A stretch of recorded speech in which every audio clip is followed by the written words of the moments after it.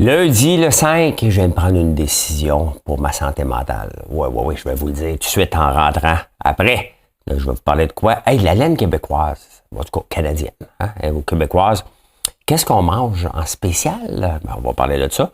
La loi, une manifestation contre la cession des bails. Hein? Être capable de refiler ton bail à quelqu'un d'autre pour pas augmenter la facture. Pour ou contre, on va en parler. Pas tellement de bonnes nouvelles pour Tesla, hein?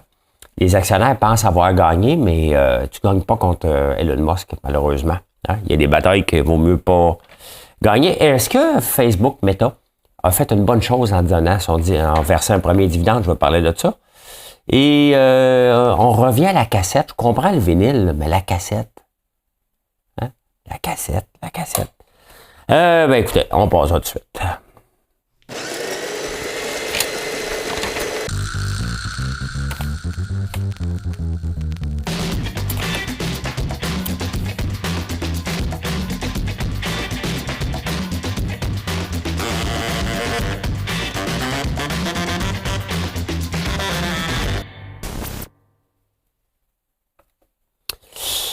Il y a une nouvelle que je voulais vous parler, mais c'était trop pointu. Il s'appelle BitBoy. Je l'ai pas marqué, mais je vous en glisse un mot pour ceux qui le connaissent un peu.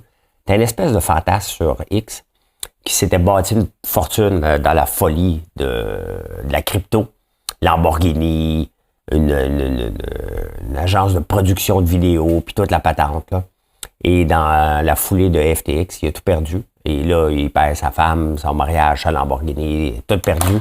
Mais c'est un drôle de phénomène. En tout cas, si vous voulez lire dessus, c'est dans le New York Times. Trop compliqué pour vous en parler. Je vous en parle, mais je trouve ça intéressant parce que je le suivais sur X et je le trouvais weirdo un peu. Hey, j'ai fait quelque chose. Je bloque beaucoup de monde sur X parce qu'à un moment donné, c'est pas vivable, là. Et j'ai muté à vie. Je l'ai pas bloqué.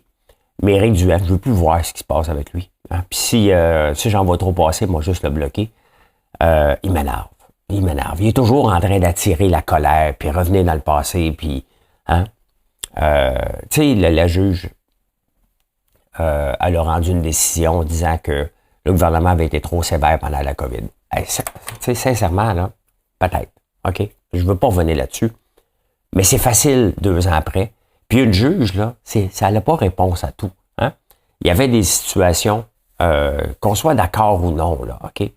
On n'était pas le seul pays, puis venez pas m'écœurer ici, je vais tout vous bloquer, là, je vais avoir la paix. Mais tu sais, revenir dans le passé constamment, puis revenir, puis le maudit gouvernement, il est pas digne d'un chef de parti. Il est pas digne de ça, il est digne d'un chef de meute. Et j'ai pas besoin de voir ça dans ma TL. Et m'enrager en répondant à ces gens-là. J'ai décidé de vraiment bloquer tout ce qui bouge par rapport à Éric Duhem pour avoir la paix. Donc, si je vous en parle, c'est parce que ça va passer dans les journaux, puis même encore. Hein? Je n'ai assez. C'est un clown. That's it. Vous pouvez l'aimer si vous avez le droit, mais il reste que prenez ça froidement. Il n'est pas digne d'un jour de penser rêver à être un premier ministre. Il est un bon polémiste à la radio. That's it, that's all. Bye, Eric. Quand même une bonne nouvelle. Vous savez qu'avant que je passe au feu, j'étais en train de regarder pour m'équiper pour la transformation de la laine. Parce que, tu sais, la laine des moutons est quelque chose qu'on ne sait pas quoi faire avec. Hein. On vend la viande, puis qu'est-ce qu'on fait avec la laine? Ça vaut même pas la peine de l'envoyer. On l'accumule ou on la jette, tout simplement. Et quand j'étais jeune, il y avait un projet ici qui s'appelait la bergerie. Et ma mère travaillait là. Avec une subvention. Québec au travail. Quelque chose comme ça. Je ne me souviens pas du nom. Mais ça faisait travailler des gens dans la région. Puis, j'allais donner un coup de main. Puis, c'était une coopérative. Puis, c'était le fun. Et, ben, dans mon but d'avoir une terre intégrée et le magasin général, c'est que tout ce qui est sur la terre, tout ce qu'on fait, qu'on nourrit, ou qu'on fait pousser doit être transformé idéalement ici. Donc, ça faisait partie de mon rêve de faire ça. Bon, ça n'a pas marché. Pas de suite. Je ne ferme pas loin de là. Loin de là. Mais regardez, il y a une compagnie qui s'appelle Milo Indexer qui, eux, ont demandé d'avoir de la laine du Québec. Donc, ou du Canada, là, peu importe. Là, je trouve ça super intéressant. Donc, Milo et Dexter, et c'est pas donné quand même, hein? 250$ un chandail. Ça va être la prochaine étape, là. Amener ça à des prix raisonnables, là. Si possible. On verra. Mais pas de suite. T'sais, là, on va sortir bientôt le shampoing revitalisant qui va marquer un grand tournant dans notre entreprise quand même, dans la transformation, parce que là, on transforme le soya qu'on pourrait juste vendre comme ça. Mais on le transforme en huile, qu'on le transforme en shampoing revitalisant. Écoutez, c'est ça de l'agriculture pour moi. C'est ça qui donne de la valeur à une entreprise. Et j'ai hâte que vous l'essayiez. J'ai confiance, j'ai vraiment confiance. Hein? Donc, voilà. Est-ce que vous achetez des aliments en spécial? 55% des gens achètent des aliments en spécial maintenant. Ce qui est marqué en spécial, les gens disent, ben, les mondes regardent leur circulaire. Moi, je dirais que j'achète 95% de mes choses en spécial depuis toujours. Hein? Je n'achète pas de produits, à part le brocoli, là, puis même encore, regardez cette semaine, je viens pour acheter un brocoli, 2 brocolis, 3,75$. Je regarde à côté, les brocolis un peu, mais vraiment, là, il n'y a même pas une tache dessus, il n'y a rien de mou, pour 1$ chaque. Donc, au lieu d'acheter 2 têtes à 3,75$, j'ai acheté 6 têtes de brocolis pour 3$. La semaine passée, c'était les piments. Quand j'achète des fèves, je les achète en spécial ou en gros sac. Je suis pas cheap, mais j'en profite pendant qu'il y a des spéciaux de me loader. Hein? Donc, c'est comme ça qu'on économise. Hein? Après ça, le truc, c'est de ne pas faire du gaspillage alimentaire. Là, c'est le deuxième challenge que je te dirais que je réussis à 90% de ne pas jeter. Mais comme n'importe quoi, des fois, t'oublies. Hein? T'oublies. Fait que c'est ça. Hein? Ben regardez, j'ai le graphique. Donc, en franc... Ah non, c'est les minutes à manger. Pas de suite. Pas de suite. C'est un graphique pour tantôt, ça. Hey, l'agriculture en France, finalement, on commence à s'entendre. On va laisser les pesticides et les herbicides. Là, les environnementalistes vont capoter, là. Mais c'est pas qu'il faut s'en débarrasser. Hein. Moi, je ne l'utilise pas ici. La titre, j'en utilise pas. Mais je suis pas en train de faire de l'agriculture de grande productivité, hein, parce que j'ai de l'espace, puis je suis pas, j'en ai trop d'espace. Pas trop, mais j'en ai en masse. En France, ils sont arrivés, ils ont dit, ben là, regarde, là maintenant, vous allez couper les herbicides et les pesticides. La titre dans le sol, il n'y a pas d'alternative, on vous aide pas dans rien. Trouvez des solutions, mais rien de chimique. C'est bien évident que la crise n'était pas pognée. Tu sais, s'il faut se débarrasser de quelque chose, faire une transition comme on fait avec les autos électriques à gaz, ben, il faut le faire sur une longue période. Il faut donner des outils aux gens. Les autres, ils veulent pas utiliser ça, les agriculteurs non plus. Ça coûte de l'argent. Donc, qu'est-ce qu'on peut faire? Hein? C'est ça qu'il faut regarder. Donc, là, c'est le nouveau gouvernement français. On dit, on va se calmer là-dessus un petit peu. Là, avec raison, là. Mais ça, c'est ce qui arrive. Hein, c'est à partir de l'Allemagne. Lorsque tu nommes justement un environnementaliste végétarien à la tête de gouvernement de l'agriculture, ça donne ça. Hein? Moi, j'ai ça, puis ça va être ça. Hein? Puis that's it, that's all, parce que moi, c'est comme ça. Ben, c'est ça. Hein? Ça donne des choses non logiques à un moment donné. Bon, ça va être le Super Bowl dans une semaine. Là, moi, je te dis tout ce qui a à peu près à rapport avec Taylor Swift. Là. Mais tout, les Swifties. Hein? Là, il y a une rumeur. Est-ce que Kelsey, son chum, va mettre un genou par terre et de faire la grande demande pendant le Super Bowl? C'est la question, hein, qu'on va devoir répondre d'ici une semaine. Il faut répondre à cette question-là. Est-ce qu'il va oser faire ça devant tout le monde?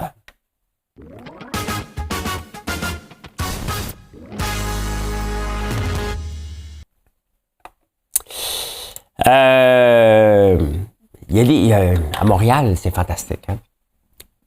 Dans le comité d'urbanisme, il y a un gars qui... en tout cas, il y a des amis de la montagne. Donc, les amis de la montagne, c'est qu'il ne faut rien mettre devant la montagne pour apprécier le Mont-Royal. Donc, finalement, il faudra avoir tous des bungalows au centre-ville. Il y a la place Montréal-Trosse, c'est où il y a l'Indigo, c'est au coin de McGill College. Derrière, il y a une tour de 125 mètres, donc 450 pieds. La tour devant, Montréal-Trosse, ils veulent bâtir 13 condos. Et c'est peut-être ça. 13 étages de condo. Par-dessus. C'est pas tellement haut, donc ils laissent le bas, les magasins, puis en haut, on bâtit des condos. Bonne idée, hein? Une bâtie en grandeur. Mais les amis de la montagne ne veulent pas. Ça pourrait cacher la montagne.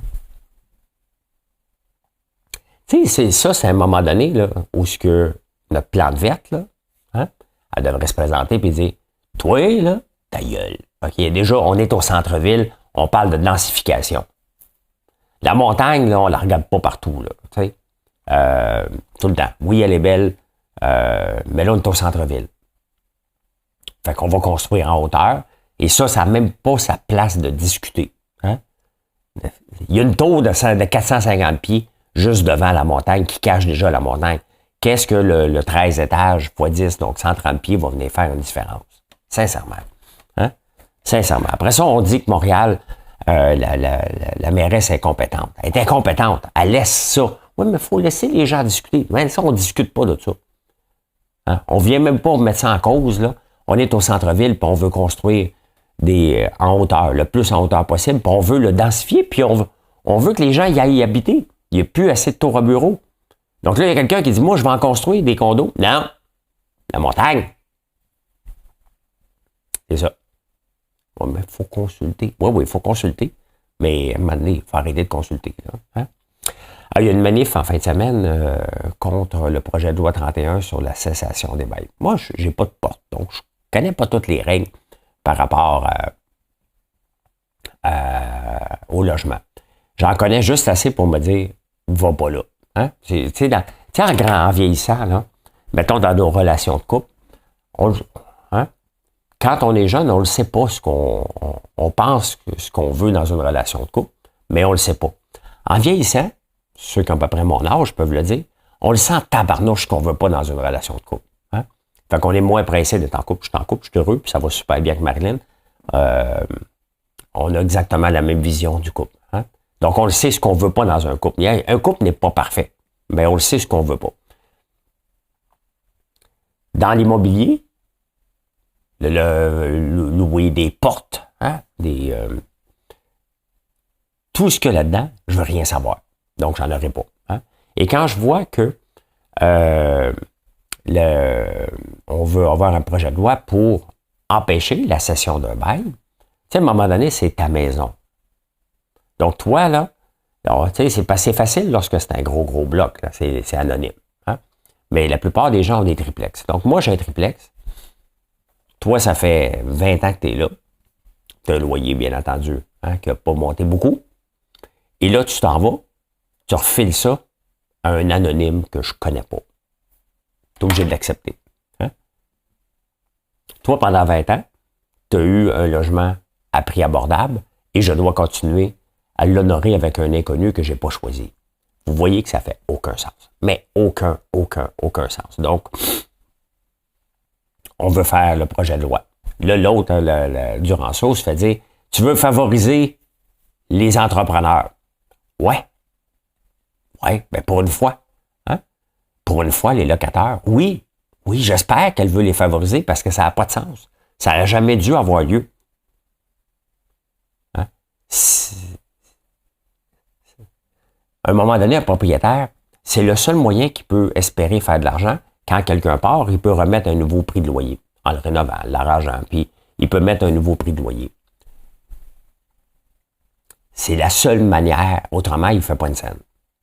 Donc, il faut, tu sais, un locataire, là, pour faire de l'argent, là, il a besoin d'un taux de roulement dans son bloc.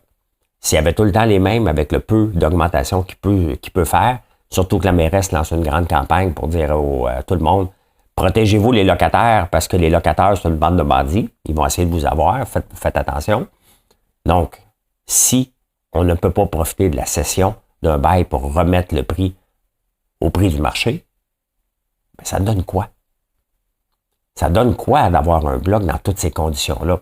Tu te réveilles le matin, tu as la mairesse derrière toi qui dit que tu es un bandit. Donc, toi, tu mets de l'argent sur la table, tu te fais dire que tu es un bandit. Tu veux augmenter le loyer quand quelqu'un part, tu es un bandit. Tu es toujours un bandit. Pourquoi tu veux faire ça? Pour te bâtir un patrimoine? Fais la bourse. Tu vas faire pas mal plus d'argent, pas mal moins de soucis. Hein? Donc, voilà.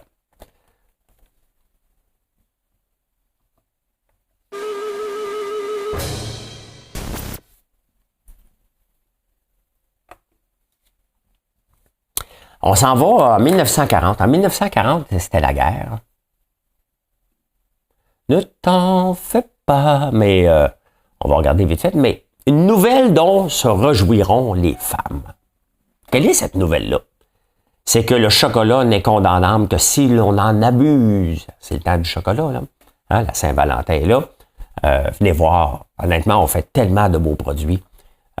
Juste les œufs de dragon, vous pouvez donner ça, puis vous allez capoter, là. Mais venez voir les barres de chocolat, les chocolats farcis qu'on fait. Et ça me fait toujours plaisir lorsque je tombe sur une nouvelle. Regardez. Ce n'est pas d'aujourd'hui qu'on vante les mérites du chocolat. Et si l'on rencontre encore des esprits chagrins, hein, pour le charge, bizarre, hein? De tous les péchés d'Israël, il ne mérite certainement pas qu'on le traite ainsi. Ah, c'est un péché d'Israël, le chocolat. Le chocolat a des propriétés merveilleuses qu'il aurait tort d'ignorer, sous prétexte qu'il peut être mauvais d'en abuser. Tant pis pour ceux qui méconnaissent les lois du bon sens, qui commandent à son endroit une certaine circonscription. Hein? Tu connais rien, là? C'est ça, le chocolat, c'est bon pour toi. Les robots complets. Regardez. Ah, je suis tombé sur une annonce de pommes, de pain. De pain pomme. Mangez au moins 6 tranches de pain pomme par jour. Fait de lait ultra crémeux et de la meilleure farine de blé. Le pain pomme est un facteur de santé. Pain pomme, chaque jour pour acquérir de l'énergie. Tu peux l'acheter chez Harrison Brothers. Hein? La vie féminine, il y avait ça beaucoup. La vie sociale. Du thé. Quoi d'autre qu'il y avait? Les mots croisés. C'était quoi les mots croisés? Elle préside les anciens de Saint-Brigide. Les petites annonces. À la scène, la poune, à l'écran. Bon. Quoi d'autre? Vendre du spotlight. Et mon gars, ça passait pas le test du français, ça. Hein? Chez Eaton, imprimé ravissant, nouveau dessin 1940. La robe, 3,98 $. Grande vente le mardi, des gaines, des ceintures, des corsets. Hein? Mangez du chocolat, mesdames, mais portez un corset.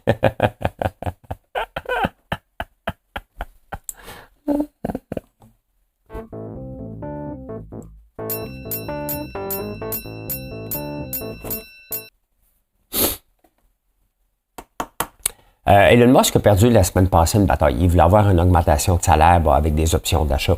Et il y a un groupe d'actionnaires qui ont allé devant un juge du Delaware, parce que c'est là que Tesla est enregistré. Et le juge a dit non, tu ne mérites pas ton augmentation de salaire, tu ne l'auras pas. Elon Musk, avant ça, avait dit écoutez, si vous voulez que j'investisse plus dans Tesla, il y a 13% des actions, parce qu'il veut développer l'intelligence artificielle, puis des robots, puis tout ça. Puis il dit si vous voulez que je le fasse sous Tesla, ben, il va falloir que vous me donniez plus d'argent. Hein? Tesla n'existe que par Elon Musk. Parce qu'il a pris des risques, parce qu'il est un bon vendeur, parce qu'il n'a pas peur, justement, de tout risquer, fait que Tesla et tout le monde qui a eu des actions de Tesla se sont enrichis. Bon, Tesla a pris une débarque de 50% là, depuis le début, depuis un an. Mais ainsi va Elon Musk, avec ça, son bourreau de travail et de travailler tout le temps. C'est comme ça que Tesla est devenu Tesla. Là, maintenant qu'ils sont devenus Tesla, ils disent non, il n'en mérite pas tant. Ben, vous allez voir ce qui va se passer. Avec un gars comme lui, il ne fera pas de bruit. Il va lancer d'autres compagnies à côté qui ne seront plus sous Tesla. Donc, à la fin, Tesla, hein, il y a un avantage quand même que ça marche à 13%. Mais là, il va investir ailleurs, tout simplement. Donc, les actionnaires de Tesla pensent à gagner, puis ils vont perdre. T'es comme cuit, parce que Elon Musk, c'est Tesla. Donc, t'es cuit là, avec lui. Donc, est-ce qu'il méritait plus? Ah, ben ça, hein, il mérite ce qu'il va rapporter. Mais les actionnaires ont décidé que non. Donc, on va voir ce que ça va donner. Mais ça inaugure absolument rien de bon pour le futur de Tesla. Pas pour les autos vendus, hein, pour la croissance phénoménale qui pourrait se greffer avec d'autres compagnies sous Tesla, ben, il va le faire à côté. Hein? Il l'a dit, puis il va le faire de toute façon. Là.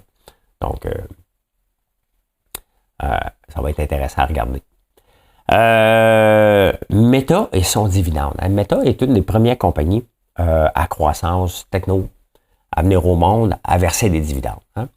Ils vont verser 1,25 milliard. Normalement, les compagnies en croissance comme ça, ben, ils vont réinvestir dans la recherche et développement, hein, comme il a fait avec le Metaverse. Bon, ça n'a pas marché, mais ils vont investir. Là, ce qu'ils disent, on va moins investir et en redonner plus aux actionnaires. Ben, c'est un précédent et on va voir qu'est-ce que ça va donner. C'est sûr que Tesla est plein aux as. Pas Tesla, Meta. L'argent, lui, sort par les oreilles. Mais est-ce que Netflix pourrait faire la même chose? Google qui ne verse pas de dividendes, est-ce qu'il pourrait faire la même chose? Donc, on rentre dans une autre game, hein? La game des dividendes. Comme un peu comme un Coca-Cola, il verse des dividendes, les fonds l'achètent en conséquence, il augmente son dividende et c'est comme ça. Hein? D'ailleurs, Warren Buffett qui avait acheté en 1984 pour 700 millions de Coca-Cola avec les dividendes réinvestis et la croissance de l'entreprise. Aujourd'hui, les dividendes, ils rapportent 350 millions par année. Donc, à chaque année, à chaque 2 ans, il redouble son investissement qu'il avait fait du départ. Hein? C'est ça que ça donne aussi, les dividendes. Donc, c'est à suivre quand même parce que Facebook est un des premiers, sinon le premier, compagnie de techno à aller dans cette direction-là. Donc, un peu moins d'argent pour la croissance, un peu plus pour les actionnaires. Donc, on va voir ce que ça va donner. Hein? Faut juste faire attention parce que souvent, on va vouloir satisfaire tellement les actionnaires qu'on va peut-être prendre un pas de recul sur la croissance. C'est un jeu dangereux, mais on va voir. On va voir. Hein? C'est quand même intéressant pour une nouvelle catégorie de fonds mutuels qui investissent dans des compagnies. L'économie reste forte. L'économie va très bien. Autant au Canada, elle va mieux aux États-Unis, mais elle va bien ici. Ce qui change, c'est l'emploi. Il y a moins d'emplois.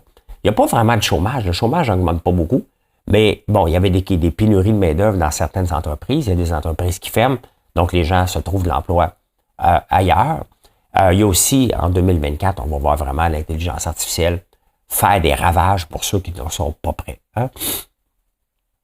Donc, soyez pas surpris si vous faites... pas de surprise à avoir si vous travaillez dans une fonction fédérale, municipale ou provinciale. Votre job est garanti quand même que vous poussez du papier. Là. Ça ne changera rien. Mais dans les autres entreprises, ça se peut qu'à un moment donné, on te demande, as-tu appris l'intelligence artificielle? Réponds oui. C'est mieux pour toi. Ça va insolite.